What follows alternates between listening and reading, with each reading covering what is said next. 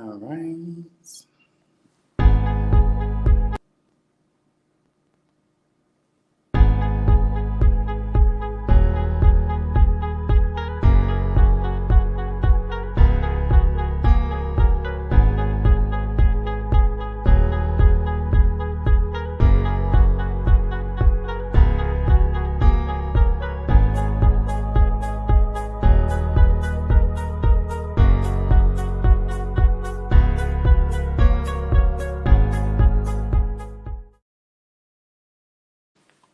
Hey, what's up, everyone? It's your boy Seven, and I am so honored and thankful to be sharing space with all these beautiful individuals tonight.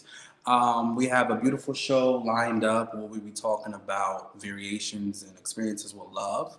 We're also going to be tapping into a lot of conversation around my new novel, Let That Black Man Cry, and where you can pre order it and yeah, let's just get into some things. But for right now, I want to play one of our first sponsors for the night, and his name is Troy Lux. He's a music artist, very dope sound, very interesting sound, I should say. And I want y'all to check him out now. Even when the days go on and the nights feel long, I still finding my way back to you. It ain't a way too long, no, a force too strong. I would journey way past the moon. Don't you know I pray to the gods for love like this? Do anything just to have your kiss now. No matter how hard it gets, I'll be working my way back to you. I can read all your emotions, yet I only want your devotion. All right, we are back. We are back. Okay. So, I am Sev7en Taylor. I'm a universal spiritual connector. I'm an author, music artist, and everything in between I choose to be. And I would love for everyone else to start introducing themselves. I'm going to start with whoever's right here next to me, or is it right here? Antonio. Hi, my name is Antonio. I work in the medical field as a medical technician. I'm 24 years old. I'm from New York, and that's it. Next person. I'm Leek. I work in social media and celebrity news specifically, and I'm from Long Island, which is also in New York. All right. Come on, Long Island. Next person. I think it'll be Doris. Hi, everybody. My name is Giles Ash, and I am a creator, and I live in New Haven, Connecticut. Good evening, everyone. My name is Daniel Clayton. I work in tech, and I'm a designer of things from Brooklyn, New York. Hi, everyone. I am Lauren, also known as Lo. I host the podcast Let's Talk with Lo, which basically we talk about mental health and healing and transforming into your best self. And I am from Detroit, Michigan. Yes, yes. Love that. Yeah, so we're definitely going to be having an amazing show tonight. We will have some more guest panelists joining us very soon as well. Some people are just in different states, different time zones. But I do want to say thank y'all so much for joining me and just having space and conversation. So, in the midst of writing this current novel that is available for pre-order now, Let That Black Man Cry, I found myself basically going more into depth of what love is and what pure love looks like and what variations we're introduced to in regards to love and how it shapes us. You know, some people that are just introduced to the limited love, they don't even know that people deal with them at limited times or limited supply. Like you got to give something in order to get something out of those type of individuals. Then you have carefree individuals that they give as much, you know, as they can without really thinking much about a limitation. So as I wrote the book, I noticed that I express so many different levels of just love and what different loves look like. And I realized that a lot of people, I would say a lot of individuals, they have their own personal experiences with love and they have their own insight. So I wanted to just join with dope piano and have some conversations around it and see exactly what is everyone's experiences. What do you feel about love now, and what did you feel about love in the past? So my first question for the piano would be is, what is pure love to you? And anyone can go.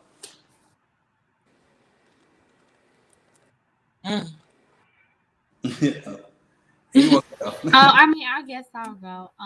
Okay. To me, pure love to me is God's love. Okay. Yeah, I mean, me, I didn't really know what love is.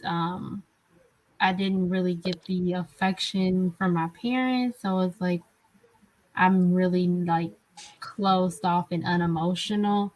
But getting into my word, getting into healing and learning of God, I realized that God loves me, and you know, love is patient, love is kind, and stuff like that. So, Right. knowing that knowledge, I can distinguish between what is pure love and what isn't through his love, if that makes sense. Yeah, no, that does make sense. It's like you get a connection through religion. Okay, no, that's not fair. I mean, I feel like God-like love is a high self type of love. Mm-hmm. So that's like kind of what we step into a lot. You know, if you take religion out of the mix of it, you just go more with God. Like you're just looking for a love that I would say enlighten you a lot, or give you that enlightened feeling, like going through it, experience it, giving it, taking it, so on and so forth. So I definitely understand what you're saying. Next, anyone else? I honestly don't know. I don't. If I'm saying what I think love is now, Mm-hmm. huh? That's really where it puts me, because I am in a phase Mm-hmm. of looking at love in a different light. Because I just came from a phase of looking at love from a point of view of saying, like, I need to physically receive this from somebody in order to have it. It Right. was never a within thing. Like, I never thought that was possible. Like, I can have love within, and then I could just give it to myself and give it to my plants and give it to my business and my family and my household. I didn't know that much. Right. I didn't know love was powerful. Right. You can only get it if somebody gives it to you. That's the only way you can have love. So now that I am in this new stage of thinking differently and basically letting go everything that I was taught as a Right. child, now I'm looking at it differently. So right now, I say love is just, oh man, I honestly right now I don't know, but I can tell you where I was at before I got here. I had a lot of situations where if I felt like a person didn't understand my love language, that Mm-hmm. they didn't love themselves and they didn't love me, because I just figured everybody should know what my love language is. I'm an open book with people that I trust. There's no Right. way you can understand my love language. So if you don't understand my love language, then that's not love. You don't love me. You don't love yourself. And that was a horrible way and an ugly way to look at love. And it was unfair to myself and the people that I was trying to invite in my life, because I wasn't giving them room to Right. share their love language. I was just mine. So love was very selfish. It was like it's all about me. It's not about anybody else. So now I'm excited to see where I'm going to be at the end of this phase that I am in, because it's like a healing journey at the same time. So as I'm walking down the path, I'm learning new things, but I'm healing at the same time. So at the end of this, I will know what love is. I will come back to you guys. I will tell you guys what I think it is. But right now, I'm in the wind with it. I'm learning from my ancestors, people like you, experiences, finding out a new definition of love. Right. I think, well, for one, I commend you on your openness with it. because a lot of people sometimes struggle to have the openness with love and what it looks like, and what pure love looks like. And if we could be frank with ourselves, sometimes we don't know, and that's okay. Because now you have space to learn, or you have space to reintroduce yourself to the idea of it, or what it looks like. Exactly.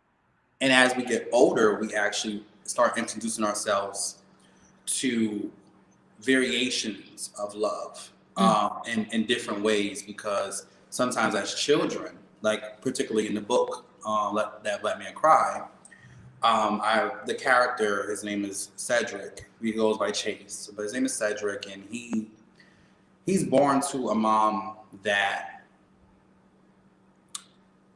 her take on love was not the best. Okay. And sometimes when you are born in a foundation that it wasn't the best, what could they offer you? They only could offer you as much as they know.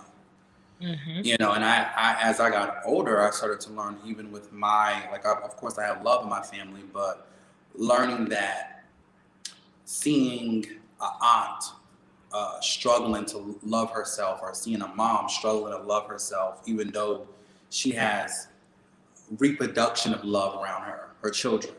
You know, most times kids are made out of love, sometimes they're not, you know. But to be frank, but I feel that when I see these various women and their struggles with the actual idea or conception of love, I realize that a lot of people really don't know what it is to have a very authentic, healthy love. They're just used to, again, limitation, toxic, what are you going to do for me type of love, versus I'll do anything you want. You know, I'm here for you. I'm willing. And it's not to say not to discipline your love, because you do need to discipline it. And we learned that as adults, that you just can't just be giving it all out. You know, you can't go on a bus and play cat and mouse with someone and think that by the end of that bus ride they're going to be on the same vibe as you. You know, it's like some chance they might not. Some chance they might just say, "Hey, this is a quick fish. Yeah. And if I can get what I can get out of this person, oh yeah, I do love you." You know, now they have an idea of love for bargaining. Like, I want to bargain with you. I want to will you in with something, because I know that authentically you're going to give me what I want. You know, so people play with the illusions of love. Yes. And how I think it should look. So as I went deeper into the book, and which I can't wait for everyone to read and experience. But when I went deeper into the book and deeper into the character development, I realized that Cedric was experiencing so many different forms of love.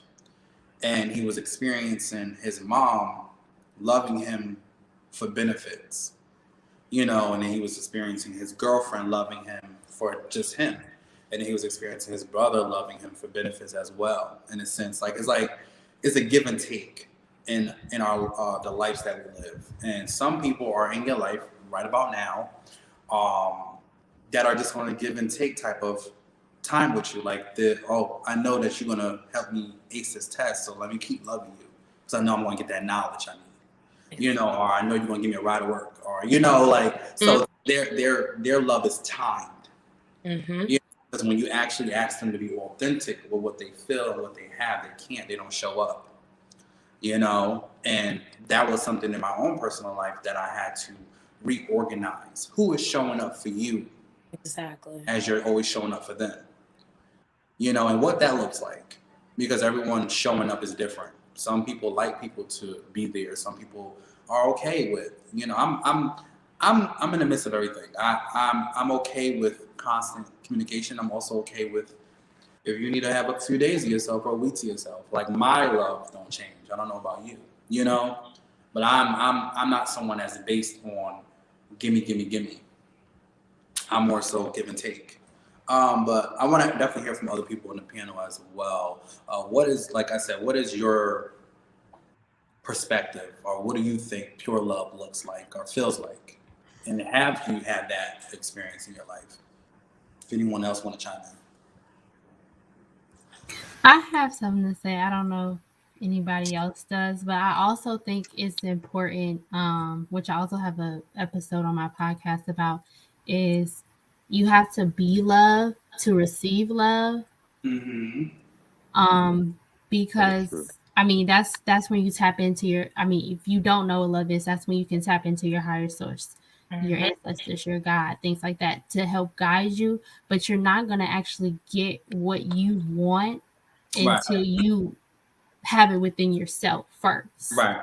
That's a fact. Right. That is So, so true. Like, Right. That is very true. it's very important for people to know that, because there's a lot of people mhm, who are jumping in relationships because they feel lonely, right, and then Yeah. they still end up lonely within the relationship right, because that love is right, there, so you can't even give it to that person. right. Or you can't even recognize it either because you don't have it within yourself. So if somebody Right. is giving it to you and it's like, oh, why does this person act like that? Like, no, Mhm. that's weird. Right. But you Yeah, know, it all starts with self, I feel like. it does. Yes, my mom used to say this saying, and I never understood it until I started working on myself spiritually. Mm-hmm. But I always say it starts at home. And Yes. I thought that meant Mm-hmm. at your house, but she meant within. It Mm. starts at home with you. It And does. I'm like, wow. I'm like, if I would have took that the way I needed to when I was younger, I would understand so much more now. Exactly. Well, she used to say that, and I used to just brush it off like that don't even make sense. What are you talking about? No, she was right. It starts with self. She's definitely right. It does. It does because when you have a firm foundation in who you are, Mm, um, and what you expect of yourself, then you know how to lay out your requirements. You know, yes. you're spiritual and you work with spirits and things and stuff like that. The deities that you work with, they have offerings. You know, they have certain requirements in order to get their attention, in order to have their communication with them, in order to get services out of them. So we have to think of ourselves as well as, living gods and so on and so forth. So it's like we have requirements as well. So when you know yourself and know thyself, Mm-hmm.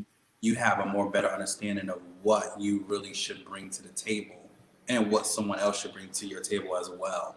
Because it's like a lot of people will go into relationships, but not necessarily know who you are, not necessarily know what your limits are, what are your offerings, what, aka your love languages, and then you're in a relationship, and now you're in the midst of something that you don't even know how to obtain or sustain because it's far off of what you really wanted, and you didn't learn it until you got into a relationship. So sometimes certain relationships are learning grounds.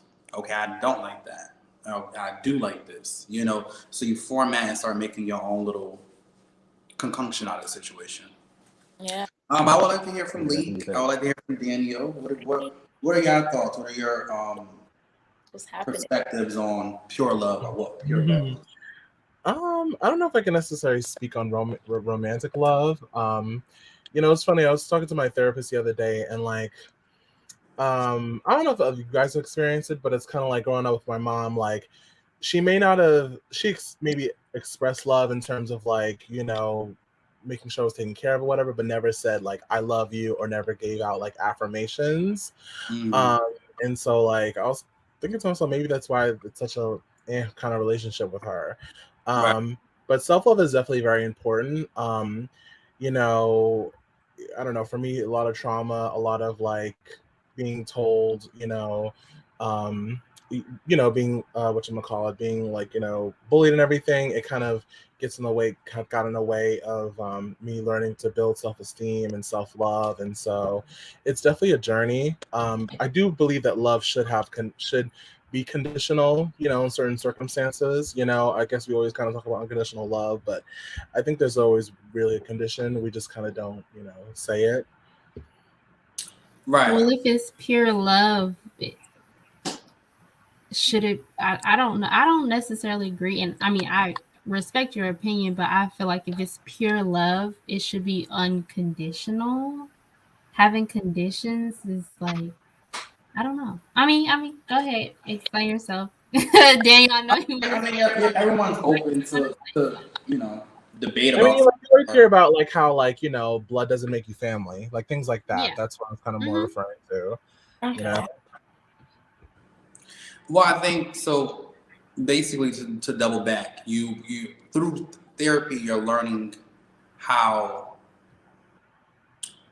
certain performative things that didn't happen basically allows you to know why your relationship with your mom necessarily is the way it is at the status quo that it is at. And like, and I mean, I did therapy before. Let's say I did like a good 2 years of it, and it does. I feel like every time I went to therapy, I was having a conversation with myself.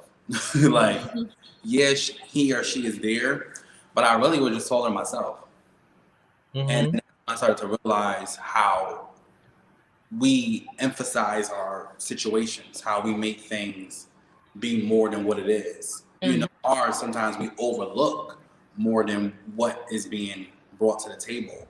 And I do think like affirmations and hugging your child, telling your child you love them and so on and so forth, that builds a relationship with them with love. Because they're like, oh, this is what it feels like. Like, oh, mommy loves me because mom shows me performative actions around it, but if it was a delay or it never happened, now I got to actually create the connection to mom and see if mom really loves me, like, do she truly loves me, or like, like, because now you got to question it because you don't really have that much physical evidence. Like, yeah, you brought me into this world, but a lot of people bring people in the world.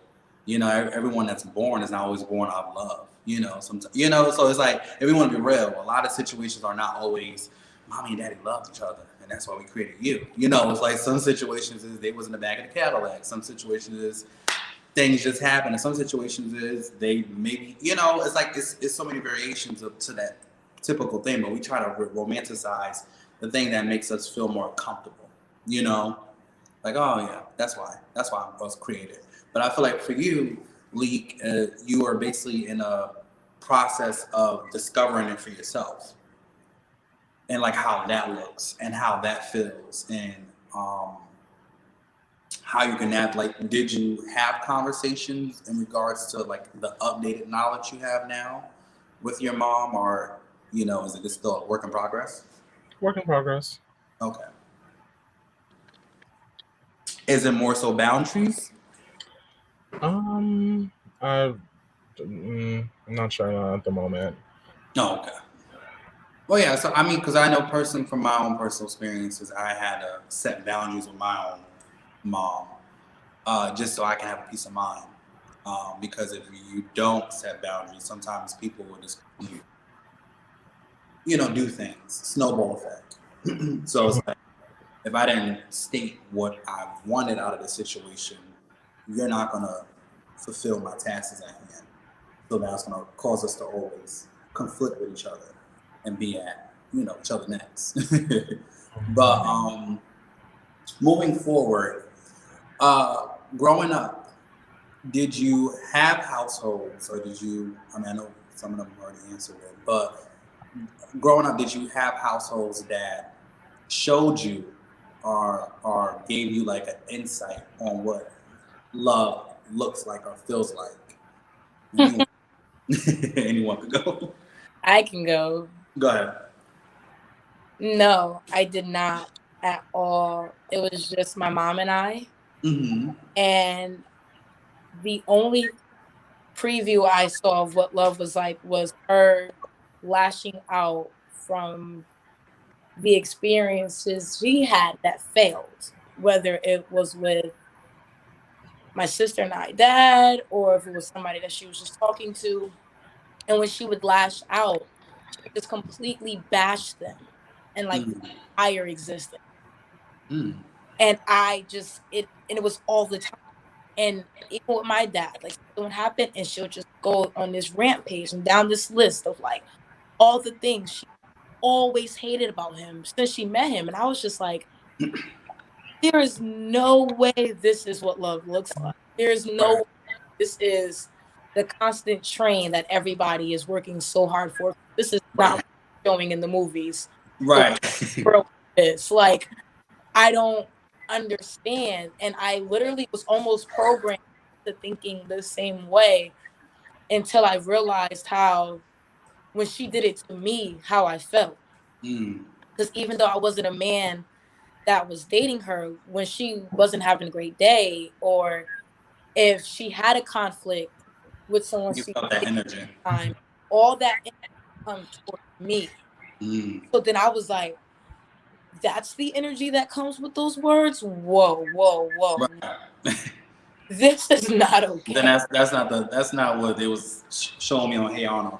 Like that's not what they was giving on Rugrats. Like See it that. was, So I'm like, wow. And then I had to, at a very young age, I had Mhm. to start seeing how I was, because then I was taking that anger and lashing it out on my nieces and nephews when I would babysit them and they didn't listen and they knocked over something of hers.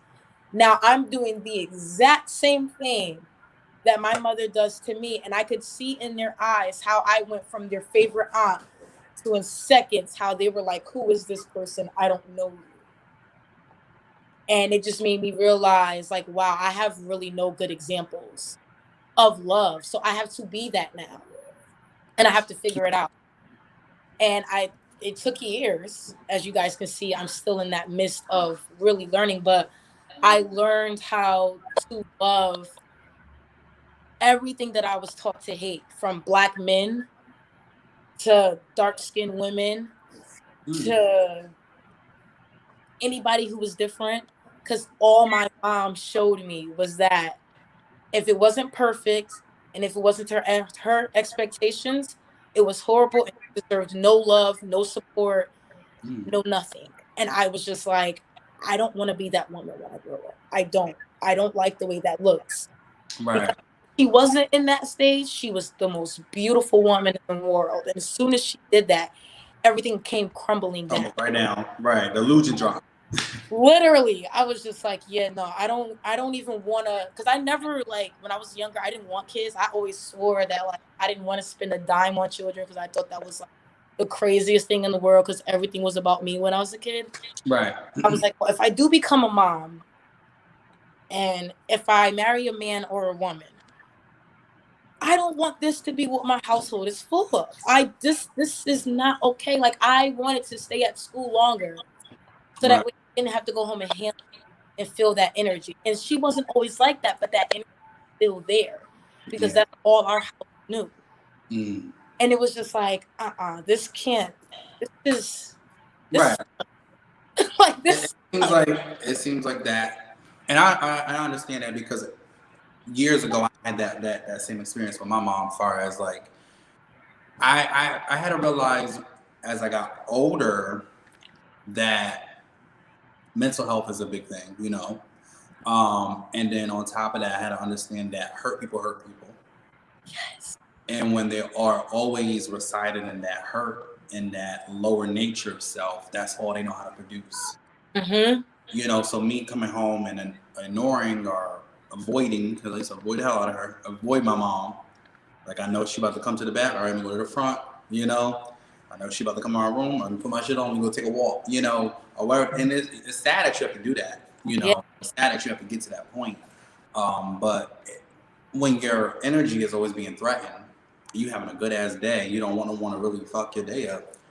You do what you got to do, you know. And I realized that a lot of people have had similar experiences with particular parents where you had to avoid them. You had to really ignore the things they do or say. Mm-hmm. It's like it seems like it was like an automatic thing to verbally be a verbal punching bag for Yeah. some people, you know. For me as well, like if she was having a bad day or and it's a conscious and unconscious thing because sometimes unconsciously they can just be negative individuals that don't even know it. They just happen to notice that everyone does not want to be around them no more, you know. So it's like when you are conscious of your shit, correct it, you know. But I realize that a lot of people don't know where correction starts. because they don't know if they really want to assume accountability. Because if you assume accountability, that means you have to apologize for all those people that you've given that experience to. And I don't think people are ready for that. You know, so they'll rather rehash or no, I'm good. No, that's your problem. No, it's really your problem. But if you want to say it's my problem, and if that lightens your load, then okay, so be it. But it's not going to really give you the best sleep at night, because sooner or later you're going to have to face what you're going through. But anyone else, I want to know, like, did you all have, like, what were your experiences like growing up with love? As far as the household, I know most people spoke about some nature of their relationships with their parents, but like, what was the household? Like, what was your discovery to it? Like, was it just more of TV, or was you taught through parents? Anyone can go. Anyone new?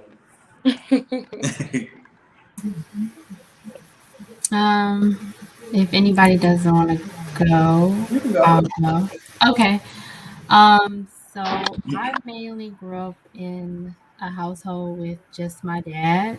Mm-hmm. My mom lived in a different state. So I only got to see her holidays and summers. Mm-hmm. It was hard. It was hard as a kid because every girl wants to be with their mom, get their hair done, get their nails done.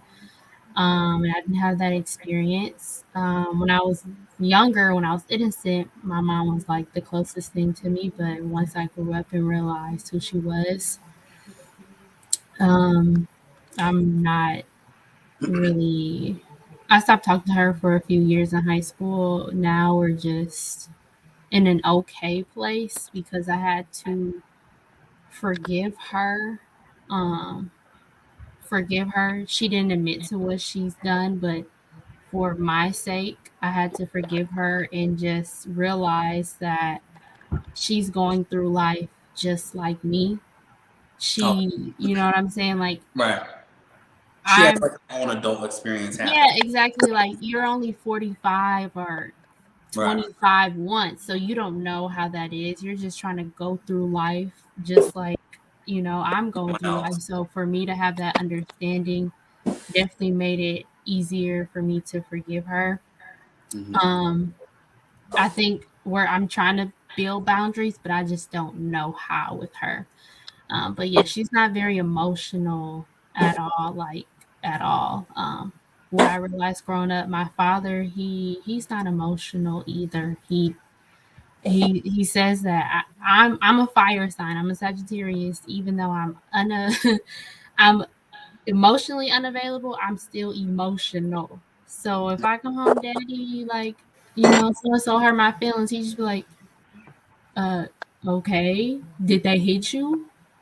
No, but it still hurt. Well, if they didn't hit you, let it go. Like stuff like that. Like he's, Kind of men are like tough very, love. yes, tough love, and I don't do well with tough love, so I don't really have a good foundation when it comes to love. Not many hugs and kisses and I love yous from either side. So Right. yeah, that definitely shaped me, unfortunately, to who I am, and that's why I had to seek a higher source because my foundation isn't what I want it to be, but they're only human at the end of the day. And going through life is me, which I had to realize because as little kids, we think our parents are superheroes. They can do this, they can do that. But when you get older, it's like, okay, I'm the same age now that you had me, and I can't even call the doctors without calling my dad and asking for the insurance.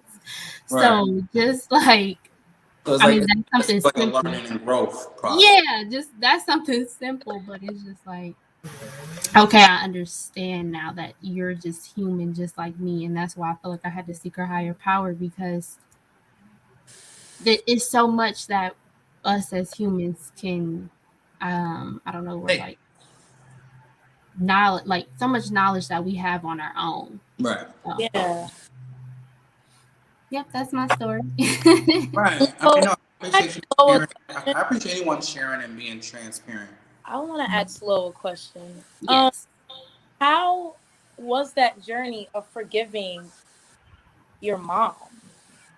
Because I am in the stage of forgiving the things that I experienced as a child, and we've gotten to a better relationship, Mm-hmm. my mom and I, but there are a lot of things that I have to give myself for, as far as, like you said, the expectations I put on her Yes. as a mother. And then I also have to forgive the part of her that I didn't understand. So like, Yeah. how was that? Like, what tools did you use to like really keep yourself on the right track of Mhm. forgiveness? Right. Well, I had to my forgiveness with her is um her alcoholism. I Mm, had to realize that what she went through in life shaped her, and that made me more sympathetic or empathetic, whatever you want to call it, towards her. Now, I didn't say, "Mom, I forgive you," or anything like that. I was just like, "Mom, I didn't talk to you for like 4 years because of this." And she was like, "Well, I don't remember that." And I was just like, "You know what? Okay, that's fine." Because you can only meet somebody, I guess, emotionally or understanding or compassionate where they are. Right. mm, I'm more compassionate because of what she's been through, but she doesn't realize that, from her end because of what she's been through. So it's just like if I understand I have one mom. So I was just like, let me do what I can as a daughter, because if anything happens to her and I didn't do what I felt was right, Right. then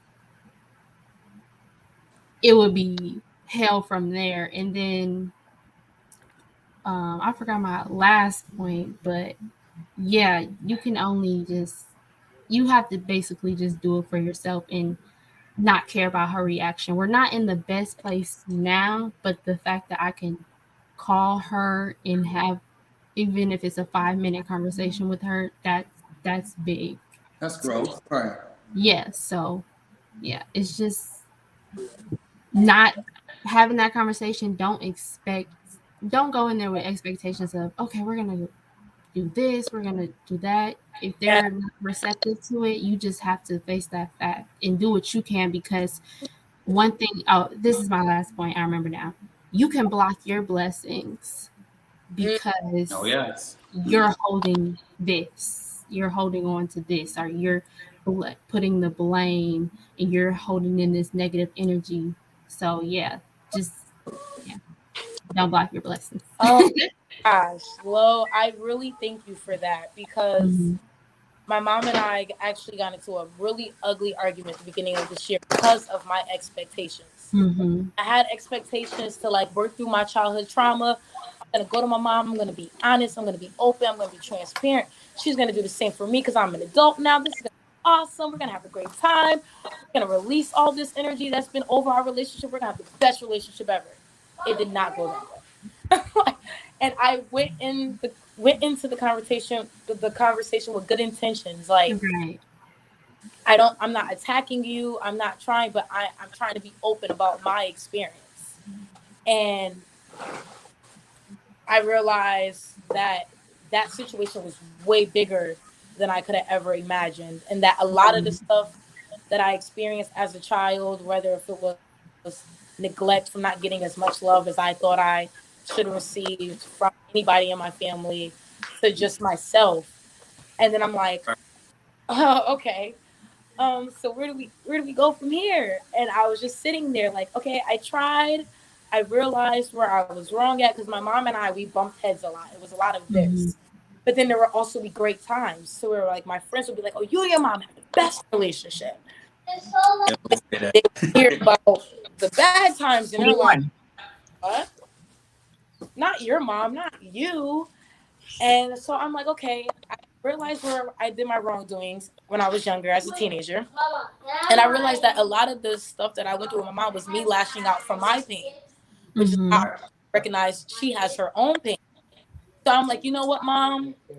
through that. Like your pain is your pain, my pain is my pain, but I'm not judging you for whatever. Like it's cool. Like we went through what we went through, but let's move forward. Let's talk about what needs to be discussed because there's clearly an elephant in the room. But let's Right. clear that energy and let's move forward. And she didn't see Right. it that way. She saw it as, hey, I dealt with that already. I left it there, and I'm not entering that room anymore. And you Mm, won't make me. mm. Then I realized I was forcing her Mm-hmm. to go through So, an experience that she already deaded. She buried that because of my expectations. And then I realized, wow, this is not love.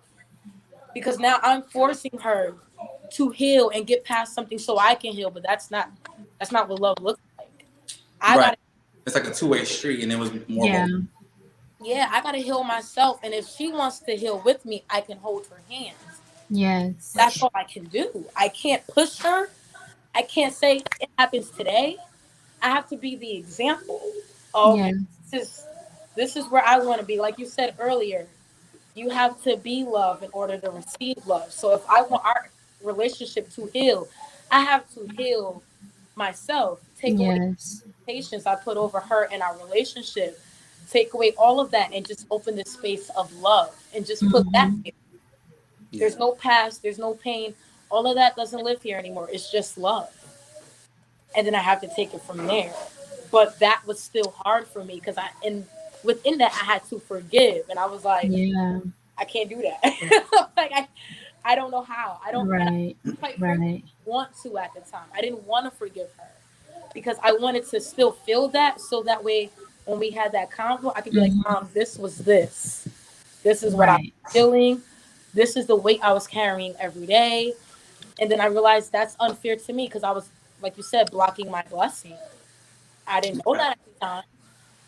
But I'm just like, hey, if we talk about it and we just put it out there, it is what it is. Not realizing that that's the journey within itself. Yes. I'm going to be here and she's going to be here. Sometimes it will reverse. And I have to understand that and I have to accept that because through that, that's where we learn and that's where we will grow. So, well, I thank Yes, you for that. ma'am. Helps me see it because I've been in my head the whole time. So I'm happy that I'm able to hear somebody else. So I thank you for that. No, and I thank you for sharing your story. I'm not saying we're 100% perfect, but I just forgave her for what she did. Now we just have to move forward where we can build some type of adult relationship. Exactly. Yeah, Mm-hmm. that's the goal. That's the list. Mm-hmm. That's having a healthy adult relationship. And through that, just taking it step by step and being judgment free because that's another thing I wasn't good at either was being judgment free. So Yeah. you're right. I'm gonna have to do a podcast. I like what you talk. So I would say this. I do feel like when we do have these type of conversations, um, I think most people are in reflective mode. You know, when you're speaking about Mhm. certain topics that actually hit, that actually are maybe something that you're struggling with or you're trying to come to terms with in your own way, that we can sometimes, and please everyone that's coming in and out, please share the live, tag a friend, whoever needs this type of conversation in your life, you know, bless a friend, bless a hoe, you know, do what you gotta do. Yeah, But I just feel like sometimes we intake so much information from others when we start having conversations about it could be the most simplest topic, but someone can expand it to a place where you're like, wow, I didn't even think about it like that. I didn't think Mhm. about my mom being rude or being aggressive or being overbearing or stuff like that. That's a form of toxic Mhm. love. You know, sometimes we just think that, oh, that's just a parent being a parent, when in actuality, you go to your friend's house and their mom is totally different. She's totally. loving, she's rubbing their back, she's giving them cookies, you know, but Right, you close the exactly. door. You letting my damn ear out, you know? So it's like when we do have those type of interconnections with each other that we realize like, oh, wow, that wasn't okay. That wasn't the right experience to have. That wasn't the right thing to say. Even at this age, I'm now 27. But I always, my mom is about to be 55, but I still have safety checks with her in regards to conversations and things to say, like, because again, they're still expanding their knowledge, but you have to still hold them accountable. Yeah. Because if you don't hold people accountable, they will always keep doing the same shit. Yeah. I tell you conversations in regards to LGBT people and so on and so forth, and how that goes, and take that knowledge and do what you gotta do with it. It's not to take the knowledge and still be ignorant, you know, Exactly. because ignorance in some cases most likely is a choice. In other cases, Yes, we definitely. all were at one point ignorant because we didn't understand something, or we didn't know that what we were doing to be cool was really putting us in the most messed up situations. Yeah, Mm-hmm. because people are. That's another love. You being in school, you're trying to strive for the most popular person's approval. So you're doing any and everything to get that approval from that person because you want to feel that authentic love from that person. Like they really are my friends when they're really not. You Mm-hmm. the most loudest person in the room is the most insecure person in the room. With always doing the antics, and like we had class clowns. We had people that was doing all these different things in school, and you kind of understand why every day you picked to go to school and do that, because a lot of people were psychologically trying to process what was going on at home. You know, and didn't know the form of communication to speak on it. So that's why you had class clowns. That's why you had the ones that never want to do nothing. That's why you had the ones that seemed like they just want to be at school all the time, because people were coming to that space, that place that we call school, to really survive from what was going on in the household, and what was their forms of love that was happening. So I do want to shift the conversation a little bit, and I do see people in here. Mina, thank you for tuning in. And she said, I thank y'all. We thank you for viewing. And hopefully you'll get something for this conversation. Do you feel that your requirements, your love languages, do you feel that you imply them enough in your life? As far as your love languages, what you like, what you desire, or do you feel like you kind of vary what you like when dealing with certain people in regards to individuals? If anyone want to chime in with that.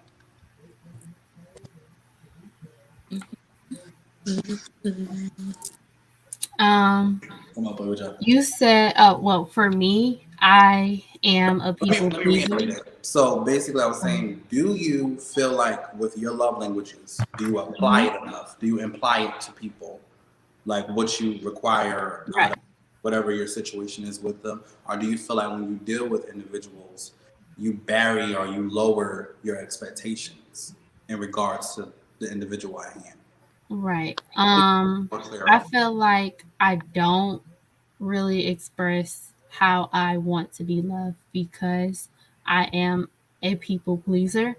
Going back to my childhood, the way for me to get attention from my dad Mm-hmm. is to get good grades, do good in school, play a sport and things like that. So, and what I've always been taught growing up is when you love others, you want to do things for them. So, that being instilled in me, that being helpful and doing things that other people wants to do shows that you love them.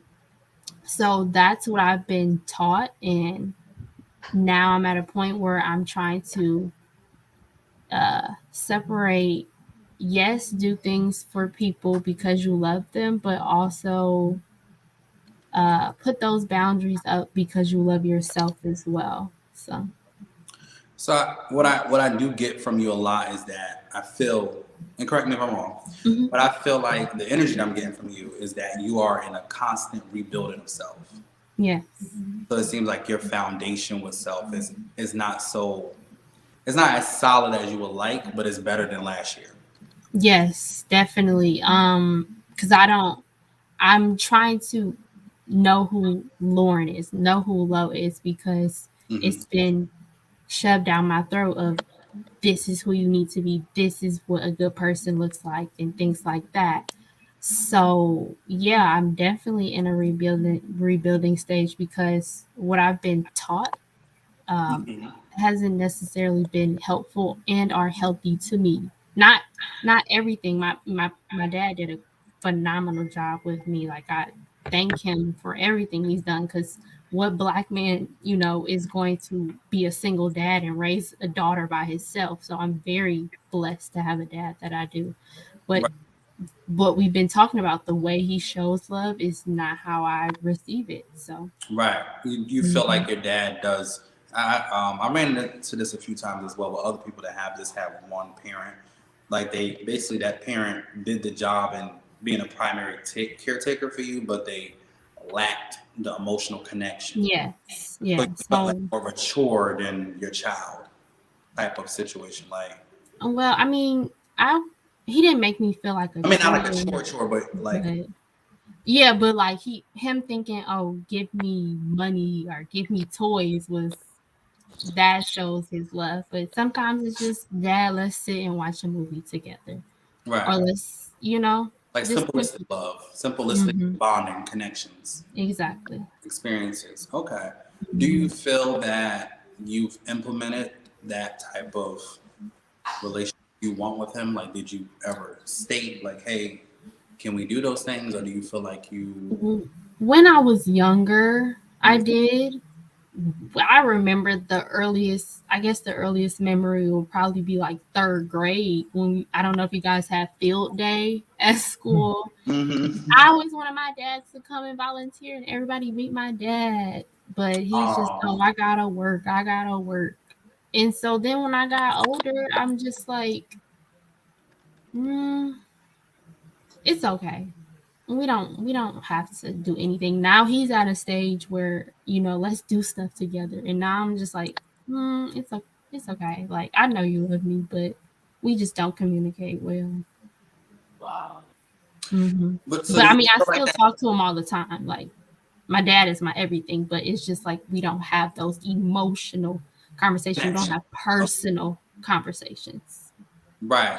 That's what I'm about to say because it seems like it's more so we create convenience in regards to seeing each other. Hmm. So it's like, oh, I would love for you to be here, but I'm gonna just give you that excuse so you don't have to really show up, even though I really want you to show up. Yeah, I Yeah, mean, like, that's what I'm yeah, getting. I mean, physically he'll show up. When I graduated from college, he was there. Everything he's been there for. He paid for me to go to college, everything like that. But it's just the So it's like emotional love. solidarity with physical, but the emotional connection. Yeah, that's what it is. He was there physically every step of the way, Do you but feel that? emotionally. So do you feel like when parents don't have another parent to bounce off of, do you feel like they start voiding out certain things so they can remain Um, quote unquote strong? You know. well, my dad is married, but that's a whole nother story of me and my stepmom. But I mean, their relationship is rocky. I don't think it was him bouncing because I had my grandparents, his parents too. Um, so I don't think it was necessarily him bouncing. I think he just, I don't know. He's like a manly man. Like I don't know how to. He's a Virgo. I don't know if that helps, but y'all know Virgos is just, they're straight to the point. Right. You know what I'm saying? They're just very blunt. They just, if you got a problem, their way of helping you is to solve the problem. But with my dad, I try to tell him, like, I don't need you to solve it. I just want to talk to you about what I'm going So through. you I just don't want need that you. intimacy of connection. Exactly. Like I kind of Connection. already got the solution. I just want to hear your input. Yes. Okay. Compassion. Connection. Yeah. Hmm. So Understanding. right. So the compassion is kind of Hmm. what's missing or what could be missing. Uh, Yes. so to shift to this a little bit, um, just to speak from my own experiences, I know that loving a parent sometimes is a process, you know. Hmm. And after the few times my mom kicked me out and so on and so forth, in the starts of my independence to get to where I'm at now, I realized that in a way that was rooted in love in a sense, Hmm. but it wasn't the romanticized type love. You know, it wasn't the exit point that I felt like I deserved. You know, it was more so, you know, get out, whatever the situation is, and then I just found my way and did what I had to do. But I think that's something that we start to learn to unpack when Right. realize that they could have approached things totally differently. Like they Right. had the choice. Right. And do you feel we unpack that when we start to build relationships with others? Because that's how I feel. I feel like once I started trying to build relationships with others, it's like, You okay, I start have altering. parent issues. I don't have mom issues or dad issues. I have parent issues, and that definitely plays a toll into my relationships with others. Mm-hmm. I mean, anyone can go. I could definitely. Um, I didn't mean to cut you off, Seven. I was just wanted no, to no, know no, if no, that no. was a part of your experience. No. I like. Well, since you asked me, then but everyone else could chime in as well. Yeah. I would say when I was younger, my mom household was very organized in the sense of everyone everyone had a belief system. Everyone had some type of confidence from her. You know, she always installed that we could do anything we want to do. You know, she didn't negate me on those type of things. I think negating me on other psychological levels lacked due to the fact that she was dealing with her own. You know, so she couldn't address certain things properly. But when I did go into the world and I did see various relationships with people, parents and their dads, and I didn't personally have, my dad wasn't a solid figure in my life. So even with his passing that happened a few months ago, spiritually, I had to learn to connect because physically, with my own tries, and never succeeded. You know, so I don't know what it is to have a real, authentic dad.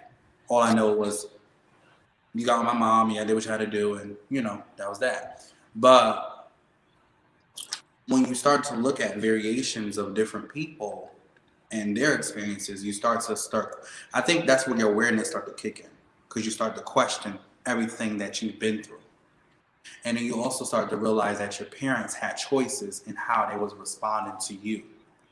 You know, you could have talked more to your child. You could have taught your child more affirmations. You could have been more loving. You could have been more understanding. You could have connected better. But you chose to do things that best suited you. You know, because some parents don't know what it is to love their child because their parents didn't love them, or verbally say it, I should say. You know, so when it got to the point of the child like, oh, mommy, I love you. You too, baby. You know, because they don't know what it is. Like, you're like, what the hell is that? You know, what does that look like? So when you do have people that don't know what certain things look like or feel like, and you're coming from a different perspective, your expectations might be so high for them. Because it's like, you like, love you too. I love you. And they're like, yeah, you too. You know, like they don't want to say it because then that admits that they don't really know much about it. And you would think at the age that they are, they do know something about it. You know, you've been doing your thing. You should know something about it. But again, 45, 55, 60, they still are trying to come to terms with it. It's a sad thing in a sense, far as you've allowed yourself to not really show up as you should in your earlier years, but you're dealing with it now. That's a good thing. But look how many people you've hurt due to the delay of really being performative with yourself. You know, look how many kids went into this world due to you not loving yourself, so you didn't know how to love them. And now they're just mingling and dancing with all different types of variations of illusions of love. You know? So it's like when we do have, to go back to your question, when we do have examples, that's when we start to have the awareness of like, okay, that wasn't cool.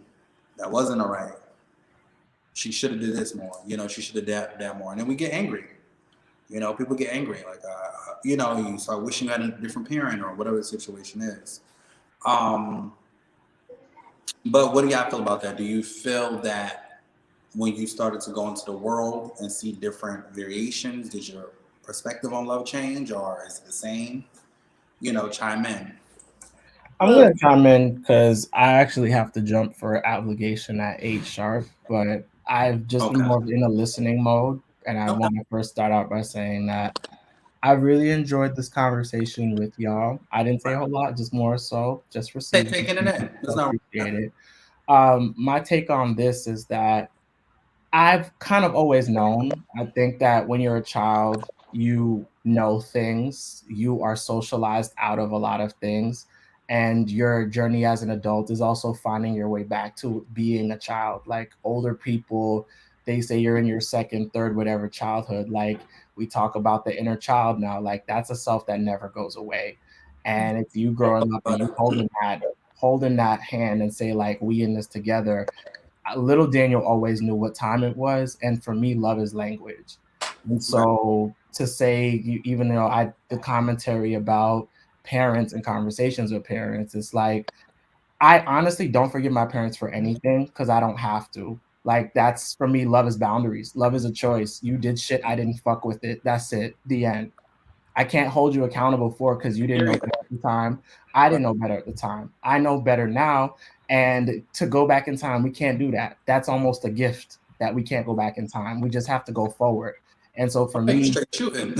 yeah, I'm because loving it. that's what I do. Literally. You know what I'm saying? Like Right. I'm not even gonna try to do the whole thing of like, oh well, this is how I love now, whatever. I don't do that with people. I'm very quiet and I observe if people are listening and paying attention energetically to how much space they take up. And if you're a person who's not aware of that, I'm just not gonna be around. I'm gonna let my presence speak for me with my parents, with anybody it's like that. And I say all that to say that no matter with whoever, I am interested in creating common language with you, and that's what love will mean for us. I have my personal definition. I don't think we have a wide definition, and I think we meet each other where we're at, and we either coincide and we converge or we diverge. It is what it is. But even if it's just that one thing we agree on, maybe we don't fuck with anything else each other does, but we know we both love chocolate ice cream. Maybe that's our common language. So that's all I wanted to say. I really love talking with all of y'all. Well, we Y'all buy the book, buy the book, buy the book. Seven is an amazing person. And hope to chat with y'all soon. I really gotta jump. Bye, y'all. All right, we definitely thank you for sharing space with us, and thank you for that.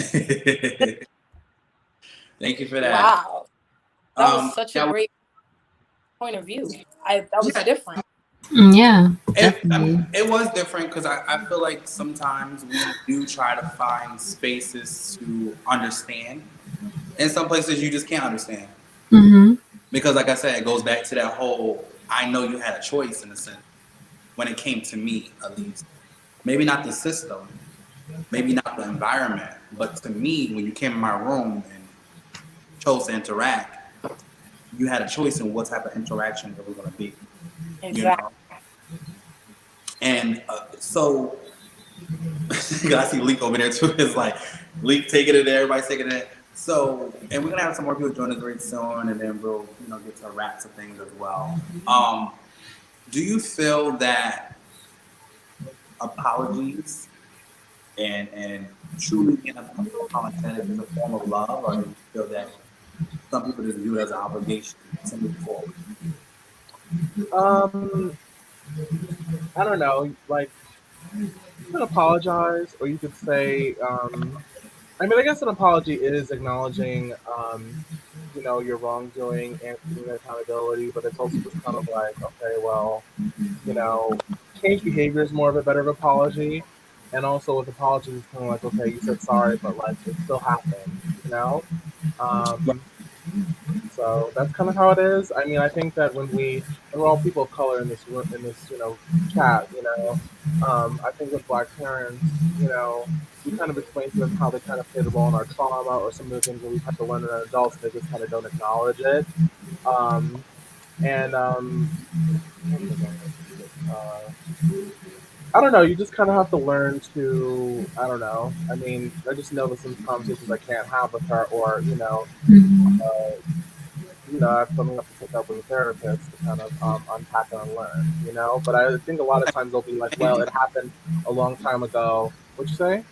No, I was saying, Jolly and Love, just mutual things. I can't really hear. It's like fan going sick, so it's No, I hard. was saying that sometimes. I mean, sometimes like I remember my mom one time. She's like, "Well, it happened a long time ago," and I think okay, it happened a long time ago, but it's still, there's still remnants of that, those traumatic events.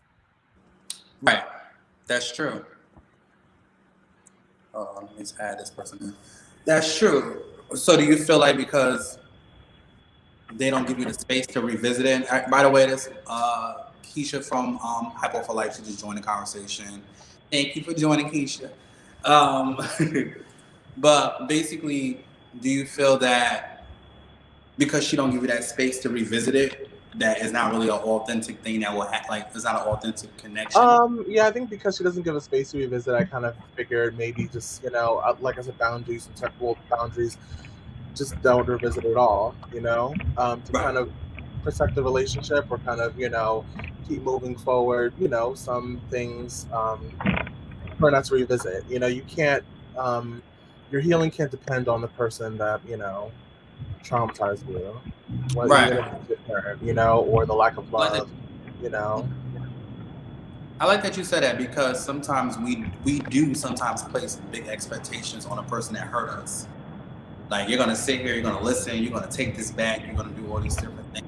Like in actuality, the healing is more with you than with them. If they acknowledge what they've done to you, that's good. But if they're always in a constant delusion of I didn't do that, I didn't say that, when did I say that? Even though you know they did, and sometimes you can even record them and they still be in disbelief. Um, you realize that you gotta go real with you gotta go within yourself and be real with yourself. Like, hey, I'm not gonna get that healing that I want, but hey, I'm moving in a better space of myself. So now I don't even feel like you are a party I need in this healing process no more. You're just like a fly on the wall at this point. So whether I'm gonna pay attention to you or not. But I did like that you say that sometimes, people base all that energy on that one particular person in order to get what they want. It's like sometimes people just don't give it to you. My father, in an example, sometimes they just don't, no matter where you meet them at. And he was like Lowe's dad. He was very much emotionally disabled in a sense. There was no emotional connection. There was no real authenticity there, besides us looking like each other. Um, that still was a tug and pull for me to get him to acknowledge me, you know, as his son and as an individual beyond your son. But even with that, hurt and trauma lay dormant, then I just had to start basically forgiving the situation in my head and start letting myself know that you can't give everyone this high expectation because people are not going to meet the quota. So meet people where they at, but know that healing really resides with you. It's not really with them. Right, that's exactly what I was gonna say. Like you can only meet people where they're healed at. So if they're not, you're on your journey, Leak, of being your best self, your highest self, and your mom probably isn't on that journey of what you're saying. I could be wrong. So it's just like you just gotta meet her where she is. Unfortunately, I know it's supposed to be different. The parent supposed to do it, but at the end of the day, we're all human. So it's like But do you feel that? Do you feel that saying that we're all human thing? Do you feel like that gives them space to just slack off with the healing, or with the accountability, or do you feel like that gives you and I relief yeah. in your mind about it? I think that's kind of where the issue kind of lies with me and my Mm-hmm. parents is because I know they're not going to take accountability for some things, Mm-hmm. so I don't put it on them, and maybe that's kind of why I don't have set boundaries with them and things like that. But yeah, I mean, I just try to be as compassionate as I can. Like I said, I want people to be compassionate to me, so I have to put that out there if it's received or not for my sake. Mm. So, like for your sake, basically, you basically give them resources, but you don't know if it's really going to be used or not. Yeah, exactly. But to me, it's about breaking generational curses for me Right. going forward in our legacy as a family. So they don't want to do that. That's fine. Right. I'll change. I'll heal so that if I have kids, they won't have to do that. And I know that I'm not going to be a perfect parent. My child might, say, "Oh, she didn't do this, she didn't do that right." We're not going to be like I say how we make our parents superheroes. We're not superheroes. So I might not do something right for my child, but I know my child will know that they're loved. Mm. That's me And that's the breaking the most curse genuine right there. thing to do for your child. Like that's the most genuine thing you can do for anyone is know that your services is being Right. They're pro- going to get the I love yous. They're going to get the kisses and the hugs if yeah. God wants me to be a mother. And I feel So, like that will make the connection even more real because they feel it. hmm It's not just saying it and going in the room and closing the door. It's they feel it. They feel love, feel the understanding of love. Feel like, oh, mommy does love me. She does care right. because Right. she goes out her way, not just to provide for me. That's a given thing. As your child, but provide for me on a more emotional connection hmm where you're not always constantly being put in a box of I wish I did better type of situation. hmm You know, hmm so I know Keisha definitely just joined the live. Thank you so much for joining in with us. I know you on the go, and I appreciate you just chiming in. The question at hand we were asking, and thank you everyone that's viewing and coming in and out. If you could please share the live, share with a friend, or anyone that needs and would like some understanding and some deeper conversation. My new book, Let That Black Man Cry. Got a few books. Let That Black Man Cry is available for pre-order on booksby7.com. So definitely go hit the link in the bio and go order your copy. And I talk about all this in the book as well, and variations of love. But back to Keisha, how do you feel about being a mom and learning as a mom with your children versus with how your mom produced and created love environments for you? Well, for me, with And, my kids, can you hear me? yeah, we can hear you. Okay, so for me and my kids, I make sure I tell them I love them. That's the first thing, because when I was growing up, I never heard that from my parents. Like, Mm, I just recently heard that. Like, my mom didn't tell me that, my dad didn't tell me that, my grandparents never told me that. So I right. make sure I do that first. And I know my parents and grandparents love me. They just never said it. But as a kid, you need those words of validation. They would just buy me stuff and like spend time with me. Like that was their love language. But as far as Right. telling me they love me, I never got that. So I grew up thinking like nobody loves me. So I make sure that I tell my kids that I love them. I give them lots of hugs, lots of affection. So that's the main difference that I do with my kids. And like having kids, it taught me how to love unconditionally. Because Mm, these days people are so caught up in like, oh, you did anything wrong, I'm gonna cut you off. You can't do that with your kids. Like they always want right. more. Yeah. So that's like having kids shows me unconditional love, like what that means, like in reality. Like you're not about to like dub your kids like, nah, you did this, you can't come back no more. Like no, so it's a learning process. My oldest son, he's 19, and my daughter, she's 14. So it's just like going through the different stages of life. It's really interesting. Right, like they're at that peak of discovering independence and Yeah. what it looked like to now be able to do things that you weren't able to do at a certain age, or it's like having that now being able to go into the room where the adults are at, but not completely there, but more so like, okay, I can set the table now, Yes. and get a little too deep, and then now I got to go in the room, But you still open. Like even as a kid for myself, my ears was always open. When I was a child, I was always aware of things. So I knew about adult things even before they thought I knew about them, because my eyes and my ears was always open. I was always intaking information and looking and observing things and asking myself, "What is this? What are you doing? What is that? What's that noise?" Like, that was me. That was the curiosity of me. He got in the shower already. But That's why he got in the shower. Love, mute your thing. Afraid of your reaction. It's what he does with Jason. It's a fear of disappointing the. I muted them. Okay. But so basically, do you feel that when you do grow up and you do start experiencing life, that it's an obligation to yourself to now build a new perspective on love, or do you feel like it was more of a parent's choice?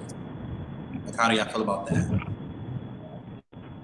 I feel like for me, I need new perspectives of love because, like, when my kids were younger, I didn't date because, it's a lot of weird people out here. So I just now started dating like 2 years ago, and that's like a whole different ball field. So I'm like, I definitely need new perspectives of love. Because, like different people show you different things when it comes to love. And it just made me feel like, oh, this is like what real romantic love is. So I'm just on that right now.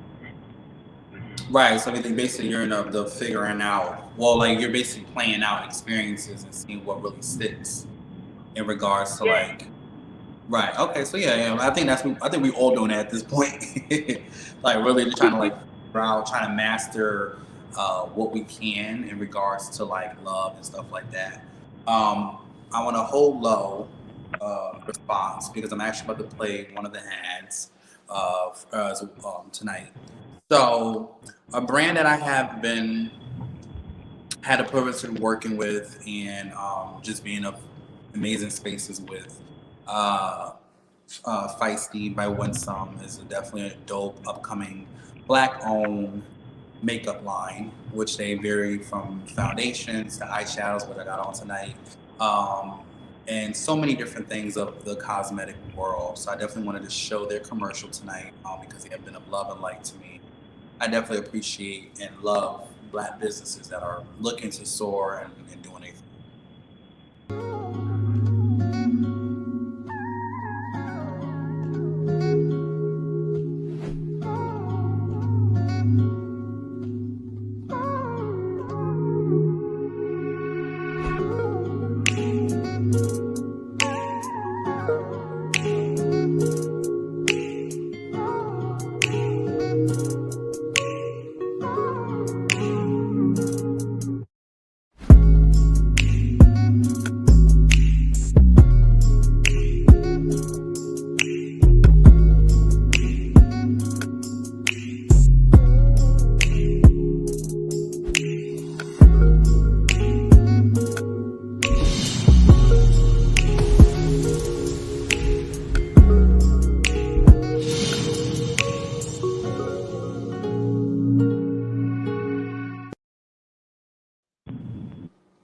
And we are back. And definitely check out Feisty by Winsome. Again, like I said, it's a dope makeup line that specializes in all variations, all races. And I love that it's Black owned. So definitely support your people. And also shout outs to Crown Podcast. She actually gave this to me for a birthday gift. And it's one of her merch line shirts for her podcast. And we actually did a episode together on her podcast as well. So shout out to Latina from Crown Podcast. I definitely love the merch, and I was like, oh, I'm gonna wear it tonight. So thank you for this gift. So back to Lo. Do you feel that it's an obligation for you to change your perspective on love and what love looks like when you get older, or do you feel like all obligation is on your parents' teachings? I definitely feel like after a certain age, everything is your obligation. How you see the world, how you show up in the world is your obligation. Um, I mean, what your childhood definitely affects that, of course. I mean, that's definitely what we've been talking about this whole time. But now it's time for us to take a grasp on our life and blossom. Right, blossom. Okay. I truly appreciate that. I think sometimes people don't know, like a lot of clients I deal with, my spiritual readings, through my therapy sessions, and so on and so forth, that have been privy and blessed to meet so many individuals from all walks of life. I realize that a common thing with them is most times creating their own definition of love, and most importantly, self-love, and what that looks like, and how someone of self-love should show up and be. And sometimes we don't know what self-love looks like. We don't know what it looks like to love on yourself and care for yourself. Sometimes we think what we do on a day-to-day basis is love, but sometimes it's just a routine. You're not really thinking about it. Like, you brushing your hair this morning, you brushing your hair hard as hell because you're about to head out the door, but it's not like you really doing like, oh, let me just go to the side. Like, you're not really being a care and charisma, which is like, you just like, girl, get through this. And sometimes that's a moment where you got to stop and think, like, am I being as affectionate as I could be to myself, or as I would like for others to be with me? Like, am I giving others a representation of how they should treat me?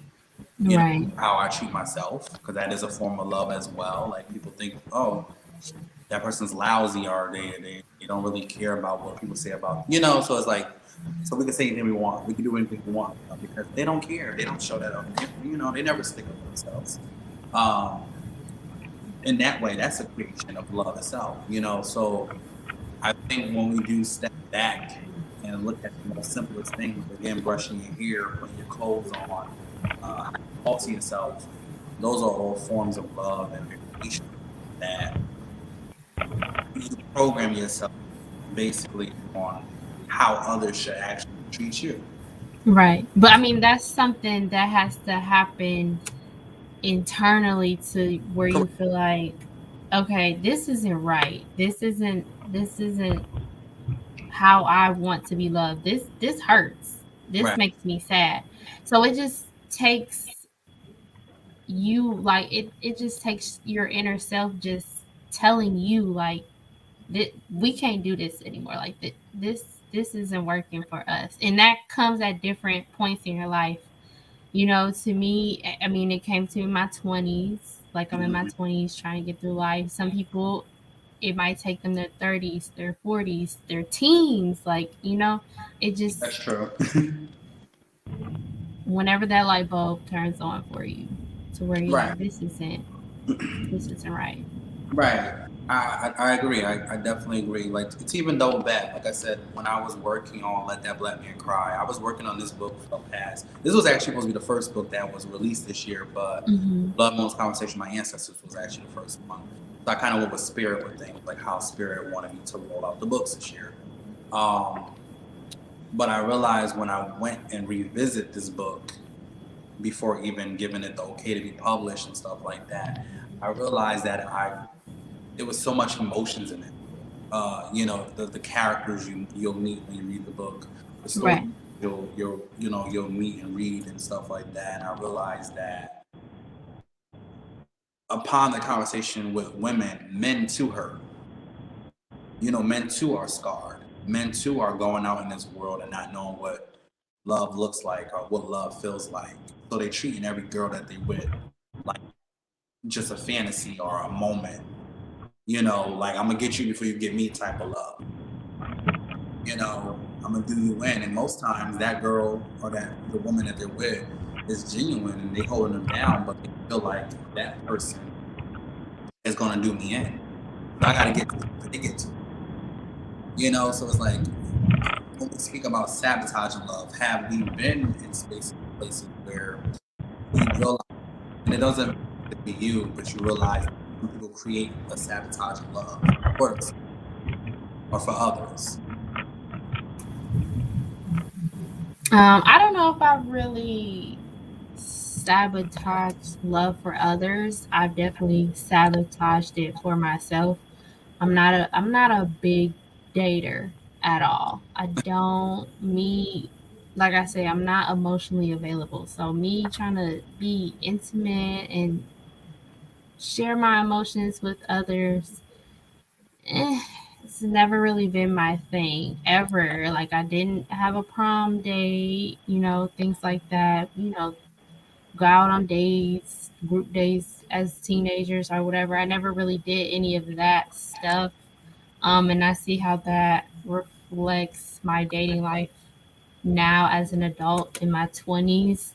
So I feel like I sabotaged myself.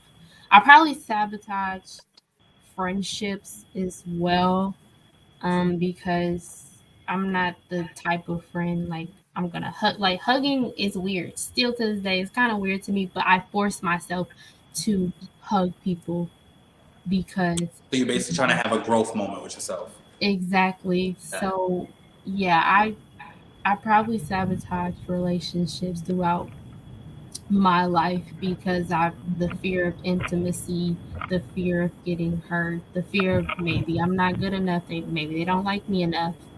So All kind of get in your head. yeah, in my head type thing. And do you feel like that just like double backs from just childhood? Definitely. So it's like I don't know Definitely. what it is to really be around you or be a, like sometimes people view love and things like a sweet thing or something that's like abnormal. So it's Yeah. like if I am being affectionate and hugging you, kissing you, and talking to you and stuff like that, that person feels like Right. And some right. people are just like, well, do you even like me? Like Right. like And you most likely genuinely do like them. You and just don't right, like exactly. emotionally. Exactly. I'm like, I do like you. I talk to you every day, but you don't you You're don't not give off affectionate. like yeah, you're not affectionate. You don't give off that energy that you want to be. Then I'm like, well, I'm telling you, but you know what I'm saying? I would be kind of like, well, I'm telling you, like closed off about it, but now, like you said, when you reflect on your childhood, you see things differently, and when you want to heal, you're more self-aware. So Right. I mean, like I said, I feel that yeah, you are definitely more self aware. I feel like with writing the book, like I said, Let That Black Man Cry, even with the title, Let That Black Man Cry, like I feel like it was a need to me to circleize or have a more focal point on black men and black healing, but even though it's not necessarily focused just on a black man, because you do get women's perspectives and all different types of things in there. A lot of cool things happen in the book. Read, discover, but and how it all. But I did feel like within the conversations that we have, sometimes we don't know how to allow a man to express himself because hypermasculinity plays a big part in love. And your dad, like, you ain't no sissy, you better stop crying, you better, like those things, they might think it's funny and it's a joke, but psychologically, it makes that boy grow into a man and then dealing with a woman and feeling like he has to hit her and control her and so on and so forth, or whatever he chooses to date as a form of love. Because that's what my dad did. My dad hit me upside the head when I didn't know 2 plus 2 equal 3. I mean 2 plus 2 equal 4. Type of situation. So it's like, do you feel that when you actually internalize the love that you once knew versus the love that you're starting to know, do you feel like there's a conflict of two? Is it easy to remove the programming, or do you feel like that love programming still exists in you to this day? And that's what I mean, having this conversation with the panelists earlier, they were more well, my love has conditions. I'm not gonna, which I mean, I'm not knocking them for. I definitely see where they're coming from. Right. Because I feel like with myself, like having this conversation with the other panelists is like maybe I do what's the word? Maybe I do let more things slide, I guess, than everybody else does. Right. I just, to me, it's important for me to have a relationship with my parents. If I, I mean, I wish it can be the healthiest it can be, but it's not in this space. But yeah, I don't know. I feel like I'm kind of in a conflict with myself because I want to honor my parents, but Hmm. it's like I need to honor myself At the as same time. well. Right. It's very conflicting because I I want the best for me, but I also want to be that daughter for them. So very confusing, Yeah. conflicting at times. I mean, it seems like it's a very conflicting thing because it makes you realize that your love is I'm hurting, I'm uncomfortable, but I'm going to deal with it because it's love and I got a connection to you. And Mm-hmm. you're my dad, you're my mom, whatever the Mm-hmm. relationship is with you. But then you start to realize how it can slowly, gradually become a toxic thing Yeah. because it's like I'm not really being true to myself. I'm not really being true to what I feel. Like you're stepping on my back, you're hurting my back, you're putting me through a weird situation, but I feel like I still gotta. I love you all the time. You know, when sometimes it's okay to be honest. Like that's Mm-hmm. a form of love as well. Honesty. Yeah. Be honest with yourself. Be honest with them. But I do feel like sometimes we don't know what honesty looks like as well. You Exactly. know, without feeling like you're hurting someone's feelings, you know. But if I am of love and we are of love with each other, then anything I do say is for the betterment of our connection versus putting you in a space that you no longer want to be in because you feel disrespected. You know, like there's a thin line between disrespect and holding someone accountable. You know, Right. because Yeah. we have jobs as well when we I would say address a problem Mm-hmm. to make sure that we're not adding more confliction in the confliction itself. Yeah. Yeah. Um, with my dad, I realized that he got things on a more, you know, sending me money here and there, buying me clothes here and there, stuff like that. But he didn't get the whole connection part, the whole physically being there part. He just was like more of an in and out eras of my life. So it wasn't a consistent base thing. Even me living with him at one point years ago, and us being on the same roof and me communicating and me having a conversation, it still was hard for him to connect. You know, and I just realized, oh, he just don't know me. Mm-hmm. Spent so much time running away from me due to whatever his views was of me, whether it was my sexuality or whatever the situation is, that when he actually got to a point of authentically getting to know me, he shunned it out because then that would have allowed him to take accountability for the time that he wasted. You know, so to give you advice, you know, or open to it, I would say, Mm-hmm. with that type of love, with those type of individuals, you can no longer suppress how you feel in order to make their ego stroke, Right. because that's like Right. stroking their ego, and Exactly. that's another way that people formulate love around too. Right. Right. You gotta include them. You gotta make sure that you're tipping around eggshells with Mm-hmm. them, like you're not Right. allowing yourself to feel good. Everyone Yeah. that's coming in, please definitely share. We're having a dope conversation Yeah. around the topic of love and around the topic of connecting Yeah. topic to my new book, Let That Black Man Cry. I'm sorry, go ahead. Yeah. What's supposed to say? So I was gonna say I and this is where the conflict happened is like, okay, I'll have a conversation with my dad. He want to bring up something, Mm-hmm. and the old me would be like, okay, Dad, I'm sorry that that made you feel that way, and this is how I felt about it. Now it's just like I'm unapologetic more about it. I'm more I love like, that. Dad, when you did this, it made me feel like this, and he'll, not validate my feelings, and I'm like, this is why I don't talk to you, because you don't validate my feelings. So when I do talk to you, this is what happens. You know what I'm saying? I'll do that more. Me Right. back in the past, me as a teenager, I wouldn't say anything. You kind of will silence So yourself. yeah, so now I still have that conflicting thing. I go back to that teenage self, but sometimes I do have that day where I'm like, honor yourself, honor your feelings, and also with my That's a mother form of too. love. Right. Yeah, and with my mother too, it's like when I don't want to hear her shenanigans, I can just I can hang up the phone, or I can just be I love like, that. I Right. can just be like, I don't want to have this I'm conversation not no more. coming down. I'm not coming down because she lives in Texas. I'm not coming down to Texas. Like, you have to see that what you're doing is not okay. I mean, and she doesn't see it. She doesn't see it. I mean, I don't know how to make her see it. Me, Right. I have not visited her in like 2 years, but we Hmm. talk on the phone. I try to call her once a week, at least. Right. Try, but I it's mean, like, you are giving effort though, so that's yes, I'm giving effort. I'm trying to honor myself, but I'm trying to honor them at the same time. And it's right. like, eh.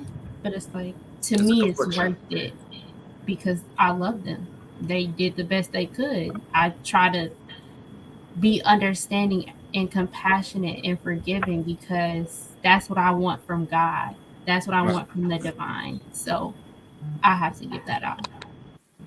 Right. I mean, I think sometimes when we uh, realize that if I'm always silent, then things will never get done. You know, like if I'm always abiding by someone else's terms and conditions, something I spoke about in my previous book, The Principles of Permission. We consciously and unconsciously sign terms and conditions to other people's conditions of how they want to treat you.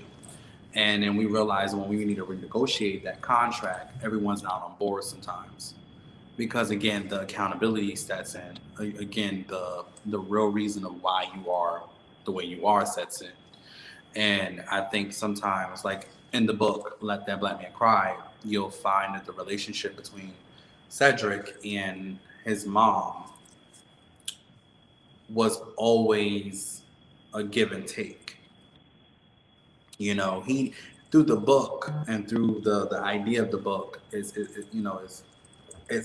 asking that thesis question, like what is love, what is pure love, and stuff like that. But then you realize as you get into the book and you start reading the book and you start learning it, that because I don't want to give things away, but you just start to learn that sometimes we really hold our breath, you know, for people because we genuinely just want the best outcome with them. But sometimes the best outcome is for you to speak up, you know, because how long can you suppress yourself? You know, how long can you allow the suppression to happen that you don't really acknowledge the fact that, hey, mom, you really did hurt me. Hey, dad, you really did hurt me. Hey, boyfriend, girlfriend, whatever the situation is, you really put me in a place where it fucked me up, you know, to be quite frank. You know, so it's like, um, when we do have healing conversations around those things, we have to understand that sometimes when you do, and this is for the viewers, when you do have conversations with your parents or loved ones or whoever about what have transpired between your relationships, sometimes it's going to be an uncomfortable thing, but it's needed. You know, we can't live in a convenience space all the time trying to get time. We can't live in a convenient space all the time trying to get to a safe space with someone. Sometimes we gotta inconvenience ourselves in regards to the foundation we have already. Like you got me fucked up. You know, like this is what's going on. This is what's happening because I tried it your way, but now I'm gonna do it on my terms. And here go my terms and conditions. You can sign right here. You know, that's the way I'm going. You know, and even my own mom, we grew tremendously because I had to renegotiate our contract with each other. And I had to let her know that respect, accountability, communication, and boundaries are the four things that I need in this relationship. Because if we don't have it, we won't have a relationship. And I'm fine with it. younger me, oh, are you really fine with it? Me now, hell yeah. If it had to be that that outcome, because sometimes again I can't keep extending a rope that's hanging me. You know, I can't keep putting myself in the worst predicaments. But and more so to wrap things up and give this event a conclusion. My last question to the panel is: what are your love languages now? And what does that look, feel, taste, look like, in a sense? I can go first if y'all want to. I can go. I just was trying to give Oh, okay. someone else a Oh, you should. chance. Wait, no. I was so Keish go, Yeah. and then you can follow. Okay. Yeah. She. Okay. So right now, love languages are words of affirmation and quality time. It used to be gifts, but I could buy my own stuff. Right, That don't right. matter. I hear But it's that. right now, yeah, like right now it's words of affirmation because can't buy those, and then quality time. I like spending time with the people that I love. So I like that that looks, too. yeah. Quality time to me looks like we're going, we're eating something, sharing Me words, too. deep Right. bonds, and words of affirmation. Sometimes it's simple as telling me, "Oh, you're doing a good job," because not everybody will tell you that. That's true. That's true. Yeah, I'm pretty simple. Yeah, it's not No, hard. I think you probably just got to a place where you just took a lot of layers off of things. Because sometimes we saturate the idea of love or love languages with give me gifts, do this, do that. And sometimes when you get to a point where you can buy your own thing, you can do your own thing. I don't really need that. Give me something that I can't really commute by myself. You know, give me a bonding experience. I know I can have it with myself, but it'd be dope to have it with someone else. So Mm, let's go out to eat. Let's have conversations. Let's dive deep into each other's, psyche and really yeah, express things. So yeah, I I don't love think. Yes, I love that. I don't think your thing. I don't think your love languages are simple at all. I think you just got to a place where you just shaved off the onion and got more to the layer that really is you. Because we commute everything as gifts and money and all that stuff like that, but those are material things. Those are outside of yourself. Give me an experience that I could replay in my head over and over again, and I feel good thinking about it. Making me feel good is a good love language. But I would say, let me hear what you got to say, Low, and then I'm gonna play some commercials and we'll Okay. wrap things up. I guess when it comes to the whole affirmations, gifts, and all that, I honestly don't know. I guess when it comes to that, I would say quality time. But to me, what I want my love language to be is compassion. Mm-hmm. That's what I want it to be. I feel like when people are like when people show compassion towards you, I feel like it trickles into all those things. They want to spend time with you. They want to do nice things for you. They understand that you're going through something, and sometimes like for me, I deal with social anxiety. So sometimes, and it's not showing here because I'm comfortable in this space, but Well, I'm sometimes happy you are comfortable, I but I know definitely how sometimes you I feel. don't feel like talking, and some people Mhm. just take that as you're being a bitch or you just think you're better than me, and it's like no, my Is it head going crazy right psychologically? now. It's a lot Right. of stuff going on internally. So for somebody to understand that and be compassionate towards something like that or anything else that we go through in life, That's that beautiful. that's just what I want. Mhm. I like that. That's beautiful. I think that's I think that's something that even with my partner we have that interconnection with understanding psychologically how I'm feeling or mentally what's going Yeah. like what's going on up here, and knowing when to give each other space and knowing when to step up or step in or whatever the situation is. So I feel like when you do have people, and they don't just gotta be a partner, when you have a friend or anybody that you could really just let that noggin loose, you know, then you have a connection that you can't unmatch because it's like you gave me a safe space that probably your own mom didn't give you. Right. In And just regards to your letting mental you health. like be your authentic self. Now that's somebody can love you like that. Right. That's a beautiful thing. No, that definitely is a beautiful thing, and I think a lot of people, um, I would say they don't understand how that looks because again they haven't been privy to it. So sometimes we have privileges that we don't even know about because someone is really viewing this or looking at this and desperately want to love themselves, and we're probably at a place that we do love ourselves authentically. But now that they see this, and now that they're understanding the conversation, now they could hopefully um, start working towards that, you know. And that's why I use my platform not to just be of myself, but to be for services of others because I know how it feels to go into a space and place where you don't know much, but you're gonna look the part, like, oh, I know what's going on. Yeah. You know, but you really don't know what's going on because you're still figuring it out.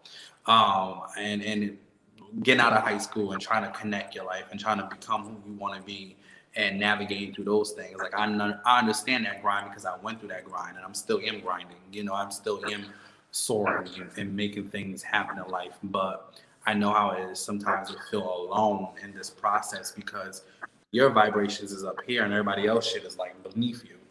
So it's like I'm not going down there no more. I'm not dumbing myself down no more to get to your level. You gotta come up here. You gotta meet me up here. And I feel like when we don't box ourselves in or box others in, and we just allow people to just surprise us, like I learned to just let people just surprise me. Like you don't gotta tell me what you are. Show me. You know, I'm better led by more action than words these days. So show me, and hopefully you are what you say you are. You know, hopefully it's connected. Hopefully them pieces is hitting. You know, but I would say my love languages before I even play these commercials is my love languages is you don't have to give me money, you don't have to give me gifts, you don't have to do anything, but allow me to feel heard in your spaces. You know, um, allow what I say to have value, even if you're not going to use it, even if you don't want to use it, and you know, but know that if I spend 5 seconds out of my day giving you some type of advice in regards to your situation, at least let it be of value. You know, at least let it be an appreciation because there's someone else that could really took that information, soar with it, versus someone that just know that you're going to be an open vault of some gems that they need. You know, my other love languages is food as well, stuff like that. Like I can't go crazy with it no more, but but more so I like dinner and a movie. I love watching movies through a different lens now that I'm more spiritual and awakened with myself, and I could do that with my partner. Um, I would say connection as well. Like pure connection is something that you can't buy. You could buy followers, you could buy a verified check, you could buy all those things, but you can't really buy connection.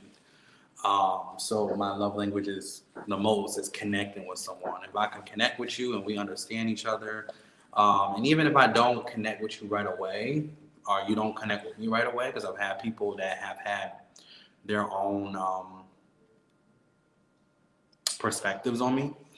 I would say the beauty of that is good as well. Like if we can just find beauty in not connecting in that sense. You know, there's a beauty in everything, and I don't really have to always. We don't really have to always be like this. Like sometimes you could be a rock and I could be the, you know, whatever the situation is. Like we don't always have to look identical. That's the beauty. That's the beauty of life. Everyone doesn't have to always look the same and do the same things in order to really connect. Like sometimes we could connect through differences, and that be a connection itself.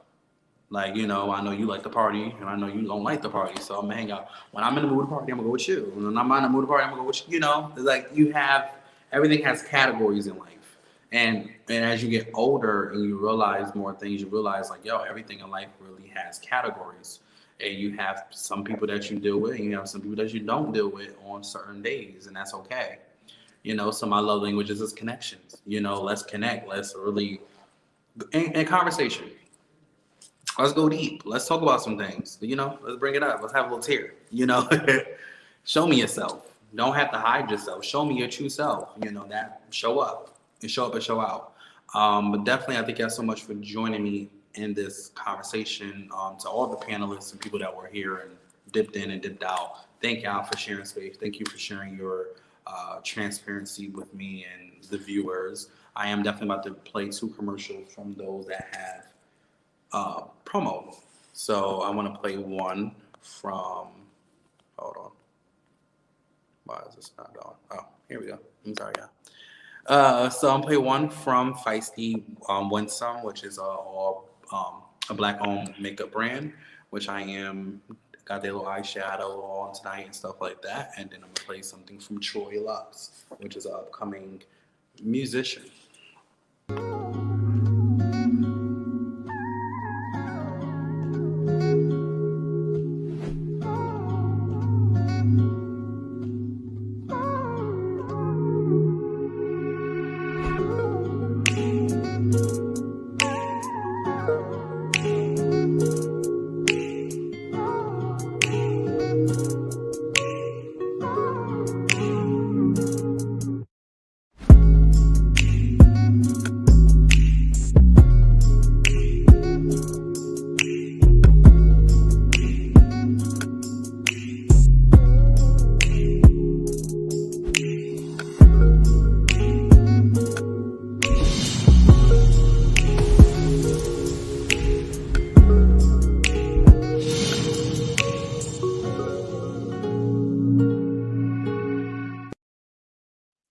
Even when the days go on and the nights feel long, I still finding my way back to you. It ain't no way too long, no a force too strong. I would journey way past the moon. Don't you know I pray to the gods for love like this? Do anything just to have your kiss now. No matter how hard it gets, I'll be working my way back to you.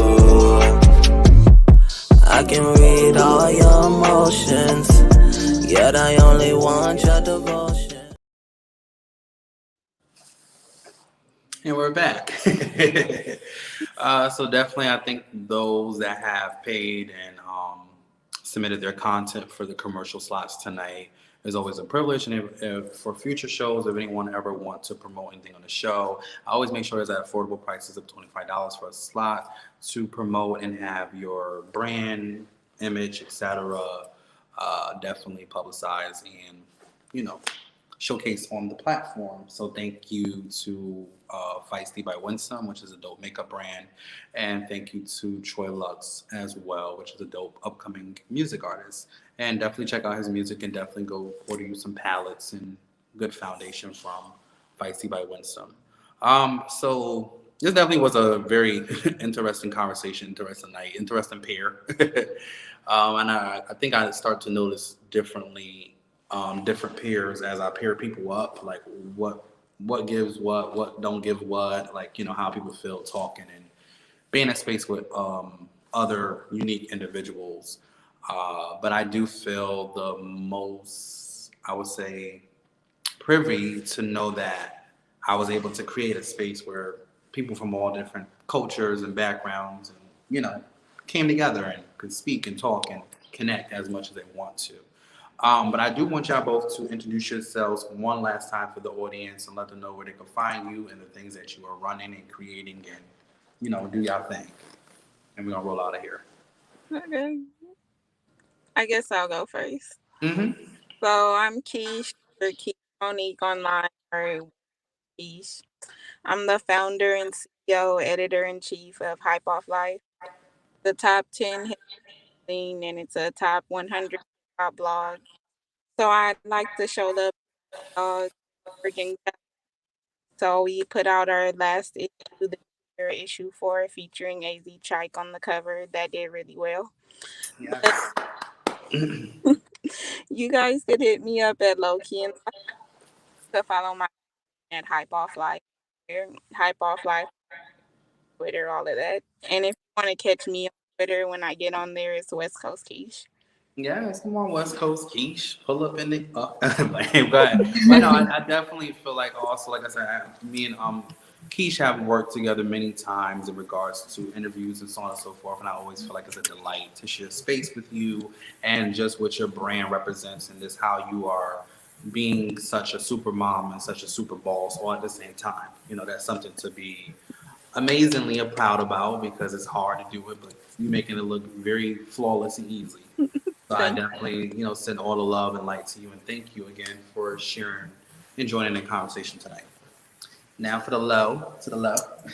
Um, hey again, everybody. Well, first of all, thank you, Seven, and all the other panelists for sharing your story and your energy.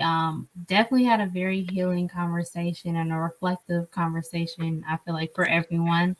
But yeah, so I'm Lauren, also known as Lo. I have the podcast Let's Talk with Lo. And we have conversations like this. We talk about mental health, healing, generational curses, and just wanting to transform into your best self or your higher self. So yeah, this is my Instagram at Let's Talk with Lo, and also Twitter at Let's Talk with Lo.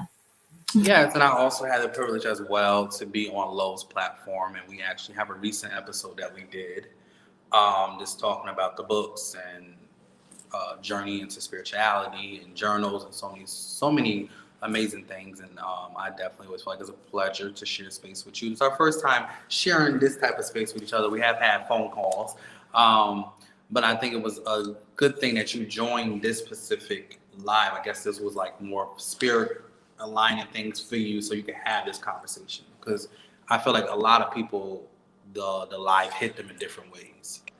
So like we was prepared but wasn't prepared. um, but yes, definitely definitely check her out and check out Keisha, Hypo for Life. Check out Let's Talk with Lo, podcast, and so many different other avenues as well. And everyone that joined, Leek, he is now working with Entertainment Tonight. He was one of the panelists that was up here as well. So shout outs to him and congratulations on your job and everything that you're doing. And I love to see, I love to see anyone soar, but I definitely love to see melanated people soar. Just because we've always been counted out, but we always will be counted in at the end of the day. Don't shit move without us. But yeah, for everyone that joined, Doris, Wajali, Antonio, and so many other people that were scheduled to join but had some personal conflicts and stuff like that. Thank you for just consideration. Daniel, thank you for joining as well and sharing your piece on love and things like that. And definitely check him out and everything that he's doing. But yeah, and all to wrap things up, I definitely want everyone to definitely go check out and pre-order my new book, Let That Black Man Cry. It is available for pre-order. I also have ebooks available as well. So definitely, if you want to get an ebook and be on the way, I have that available. If you want the physicality, I have that available as well. And I also do have bundle deals still happening on my website as well with Principles of Permission and Blood Moon's Conversation with My Ancestors. And I also have another one coming where you can get 3 under one price. So definitely tune in and check out for that. But yeah, it was great sharing space with y'all tonight. I thank y'all so much. I think for everyone that tuned in, tuned out, I know the numbers going up and down. But I'm happy that for those that did stick around and those that did get something out of this, I hope that tonight was a place and space of healing, or starting a place and space of healing for you. And it's okay to revisit trauma. It's okay to revisit your ideas of love. It's okay to question things, because that's how you actually get to the truest self. Sometimes you gotta pull up that soil to understand what's really going on in your life and why you even decided to tend to that garden that you're tending to right about now. I have classes available as well for anyone that's looking to just transform themselves. I also do spiritual readings, which I have a sale happening right about now, which is 30 minutes for $20, an hour session for $40. They're all discounted, and I definitely been loving all the new clients I've been meeting and experiencing and just everyone, even people that have been booking classes in regards to the book, learning how to become writers.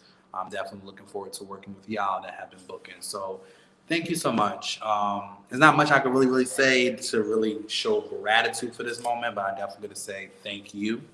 And I hope y'all have a blessed night tonight. And, just make sure you're putting yourself first. Like, priority is a big thing nowadays. Like, make sure that you are really tending to yourself as you should, because if you're not good, how are you going to be good for someone else? Okay? Mm-hmm. And I am Sev7en Taylor, and you can find me at everywhere with that @ name that's at the bottom. And pre-order my new book, Let That Black Man Cry. All pre-orders will be going out the week of November the 10th. All orders that have, besides this book, have been placed and stuff like that will be going out very soon as well. So thank you. I enjoy the space with y'all, and have a blessed night. Bye. Bye.